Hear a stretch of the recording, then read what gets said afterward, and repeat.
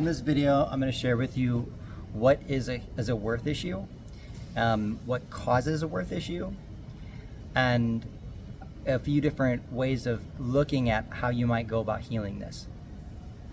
So, like, first of all, what is a worth issue?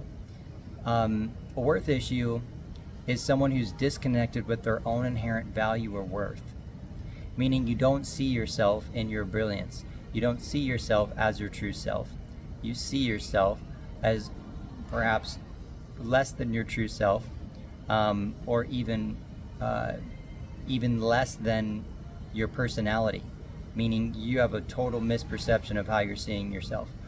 So you have the brilliance of your soul, then you have your personality at ego level, but even that, with a worth issue, you could see yourself as something less than what you even are, even at personality level. So this is really big stuff, you know. It completely runs the entire way that you view yourself, your self-concept, the way you view your reality, because how you view your reality is just a reflection of how you view yourself. So, you know, how this, I'll give you a couple examples of how this actually plays out. One of them is that a person with a worth issue is going to have a faulty relationship with their own progress, or their own value, but their own progress. So their wins often go unacknowledged. Their wins go often unacknowledged. They don't credit themselves when they really should be crediting themselves. They don't see, you know, their magnificence, their skill level. They usually are lacking in confidence. They're, you know, have a lot of insecurities going on. So, you know, they're focused on ultimately what they are not. They're focused on who they are not, and who they and versus who they want to be. Like, all they focus on is what they don't have and who they are not, in comparison to what they want and who they want to be. In other words, you know, you do some type of a work, you do a job, a contract, whatever, you know, you put in new floors for 30 days. And instead of seeing all of the amazing things that you did, you're focused on all the mistakes that you made. So perfectionism is obviously a manifestation or an expression of a worth issue. Covered that in a previous video, and I even did a video on perfectionism. And now we're just kind of addressing it from the other side of the spectrum. So, but a worth issue is going to have a huge effect, a large effect on what you're actually able to receive. Meaning blessings in your life, receiving love, having love enter into your life, money enter into your life. So even if you do have love, or you do have money that enters into your life, you'll be, if you have a worth issue, you'll be rather quick to somehow sabotage it. Because you're, anytime that you go into self-sabotage, this is a worth issue. Because on some level, somewhere deep inside, there's some part of you that doesn't feel worthy of whatever that next step of blessings bestowed are going to be. So, what causes this? What causes a worth issue? Well, another really great example is, you know, if you're when you're in relationships and you really do like somebody, and then let's say they don't do something and you take it personally as if, oh, now that they don't like you, right? When maybe that's not even the case. This is another great example of a worth issue that's now starting to, you know, reveal itself and manifest itself. What causes this? Well, what causes a worth issue is, over time, one of the major contributors to this is what I call the shadow judger. And I call it a shadow judger because it's a shadow aspect. And all shadow aspects are essentially parts of you that are cut off from the light of your awareness. So it's a fancy way, you could say, or a unique way of saying that whatever it is that you're doing, whatever it is that you're saying, you're not even aware of it. And it also has a negative implication, meaning it doesn't serve you. It's hurtful for you or for others. That's a shadow aspect. It's a part of you that's struggling, that's been cut off from the light of your awareness. So in this case, the shadow judger, because we just defined in a nutshell what a shadow aspect is, right? So a shadow judger has to do with, can you guess it? Becoming unconscious to the judgment of yourself. So you're judging yourself without knowing it. You're talking to yourself in a way that's harsh, that's critical, that's judgy, that's making yourself wrong or not good enough without even recognizing that's what you're doing. And then on the flip side, you're feeling the effects of that. You're feeling the effects of that via the worth issue.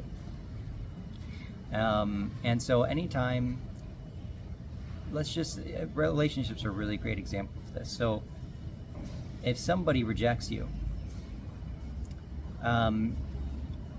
whatever your dialogue is shortly after that with yourself, whatever the feelings that you're feeling, those are going to be an effect, assuming that they're negative feelings, those are going to be an effect of your own self-talk.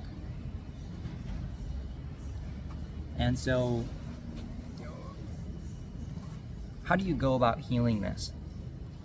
And why do you want to heal this? Well, first of all, you want to heal it because it's your ticket to abundance.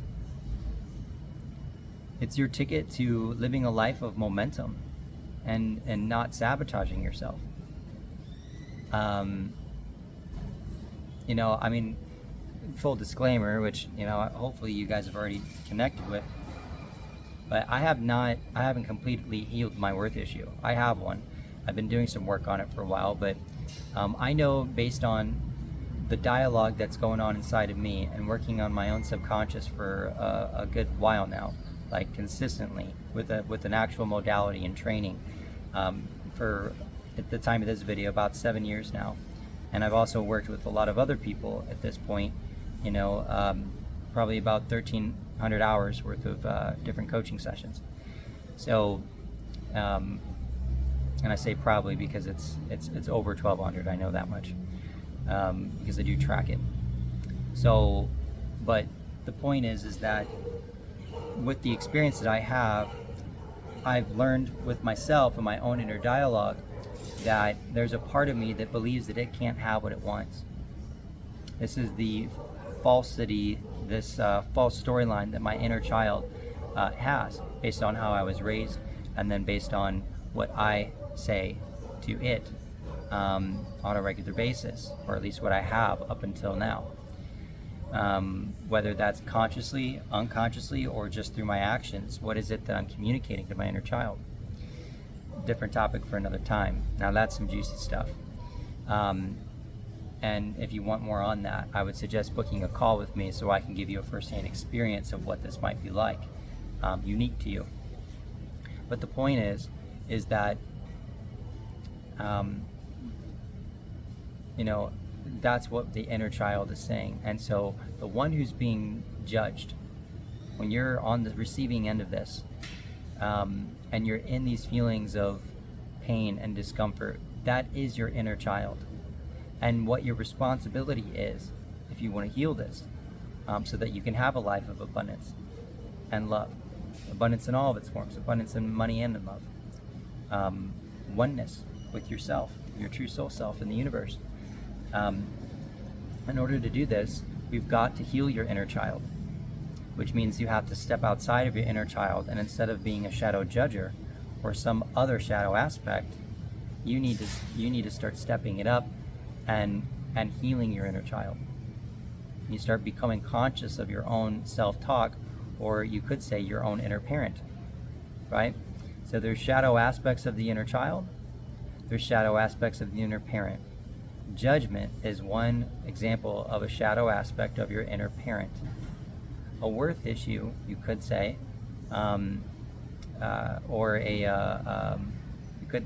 deep hopelessness and sadness is going to be a shadow aspect of the inner child. And the reason why it's a shadow aspect is because you're not aware of it until you touch down into it, meaning it's there inside of you, but it takes a certain skill level to actually pull this stuff up so that you can start consciously working with it. So healing this, you need a modality, you need a system to actually touch down into your inner child, and then you need, with that modality, you would need a way to start healing the inner child as it comes up in real time, as this pain comes up, as this suffering is coming up in real time. Now, if you're being really hard on yourself and you're really angry, well, now you're working with that inner parent, the shadow aspect of your inner parent, that overcritical judger type of shadow aspect. So if you're in that energy, then that's your opportunity to heal that with your system, with your modality. But where this ultimately leads is that the inner child becomes something of what's called a divine child, which is all of the light aspects of your inner child embodied. So a few different light aspects is innocence, fun, magic, these sorts of things, right? And there's more, but you have these qualities that are completely integrated, and you're utilizing all of the light aspects of your inner child. I don't have a whole lot of experience on this because I haven't completely healed my inner child and quote unquote become the divine child, but I know that this is something true because I've trained with people who have done this. And so I know that this exists. But that's where this ultimately is headed to where not only are we raising our inner child from whatever level of immaturity it's at, but we actually raise it. We raise it up into maturity to where it's now, you could say, we are now the divine child. And my assumption or my hint is that we're a divine child of God is what we are now. So something to chew on. But your inner parent is now broken up. When you heal your inner parent, what it looks like is you're breaking it up into two different sections. You have your divine masculine, and you have your divine feminine, or you have your divine feminine and your divine masculine. There's no better than or anything here. So this is how you can categorize how you're parenting yourself. And so at some point you're bringing your unhealed masculine and unhealed feminine, or imbalanced masculine and imbalanced feminine, meaning you're too heavy on the masculine side where now you're being overbearing or overcritical. That would be considered more so an inner masculine trait. And then a divine feminine or an unhealed feminine, just as an example, there's a lot. An unhealed feminine would look more so like spinning out in your emotions, right?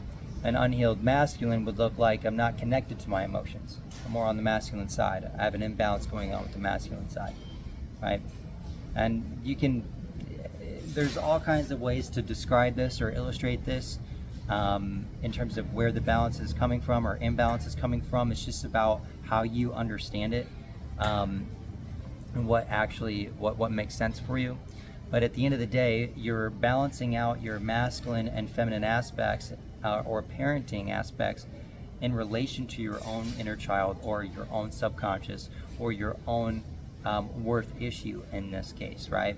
So in my example, if my inner child feels like it can't have what it wants, well, I'm going to show up with a healthy sense of fathering or a healthy sense of mothering, depending on what my inner child needs in that moment, which requires you to be really conscious of the content of your inner child, to be conscious and understanding of the essence of where your inner child's really coming from. It requires you to be really aware of what's really happening and how some part of you is really feeling, to determine, okay, do I need to bring a little bit more tough love here, or do I need to maybe have some compassion here?